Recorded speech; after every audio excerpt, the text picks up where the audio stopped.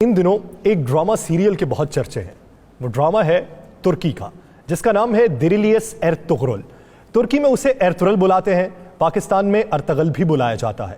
یہ سلطنت عثمانیہ کی بنیاد رکھنے سے پہلے کے واقعات ہیں کہ کس طرح سازشوں کو روندا گیا، کس طرح بغاوتوں کو کچلا گیا، کس کس سے مقابلے ہوئے، منگولوں کو کہاں پر شکست دی، اور سلطنت عثمانیہ کی بنیاد سے پہلے مسلمانوں نے کتنے پیچ و خم دیکھے ہیں۔ یہ ساری کہانی اس ڈرامے میں ہے۔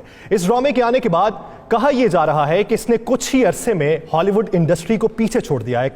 ہالی ووڈ انڈسٹری میں بننے والی اب تک ڈرامہ سیریلز ایسے ہیں جس میں لغویات بھی سامنے آتی رہی، جس میں جسموں کی نمائش بھی ہوتی رہی، اور اس کا ایک عنصر یہ بھی سامنے آیا کہ اس سے ریٹنگ میں اضافہ ہوتا ہے۔ تو سوچئے کہ ایک ایسا ڈرامہ سیریل جس میں نہ تو لغویات ہیں نہ جسموں کی نمائش کی گئی ہے، اس کے باوجود بھی اس کی اتنی ریٹنگ ہے، اور دنیا کے 50 سے زائد ممالک میں اس وقت وہ ٹاپ 10 کے اندر کنسیڈر کیا جا رہا ہے۔ اس کی وجوہات کیا ہیں؟ کیا اس سے اسلامو فوبیا کا خاتمہ ہو سکے گا؟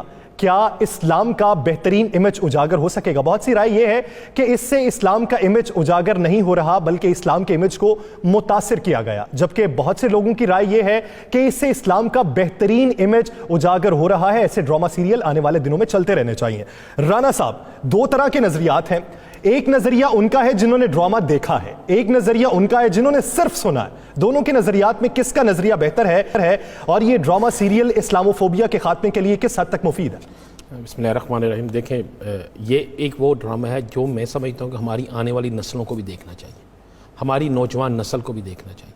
پاکستان کے اندر یاسر اربوں ڈالر صرف پاکستانی قوم کی نسل کو بگاڑنے کے لیے بیرونی قوتیں خرچ کر رہی تھیں۔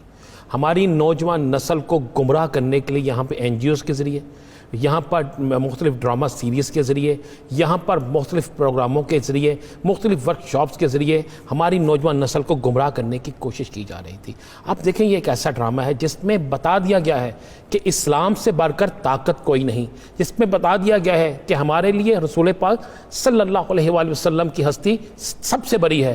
اب جس طرح قرآن پاک میں ہے نا، لقد کان لکم فی رسول اللہ اسوۃ حسنہ، کہ اپنی زندگی کو رسول پاک صلی اللہ علیہ وسلم کی زندگی کے مطابق بسر کرو، تو اس سے بہتر اور کچھ نہیں ہے۔ اس ڈرامے میں یہ سب کچھ دکھا دیا گیا ہے، اور اس ڈرامے میں وہ نشاندہی بھی کر دی گئی ہے جو آج جس پہ اربوں ڈالر خرچ ہو رہے ہیں نا، جو اربوں ڈالر آج خرچ ہو رہے ہیں پاکستان کے اوپر، تمام مسلم ممالک میں گمراہ کرنے کے لیے، ہمیں آپس میں لڑانے کے لیے، بے حیائی پیدا کرنے کے لیے، کیا نہیں ہو رہا آج کل؟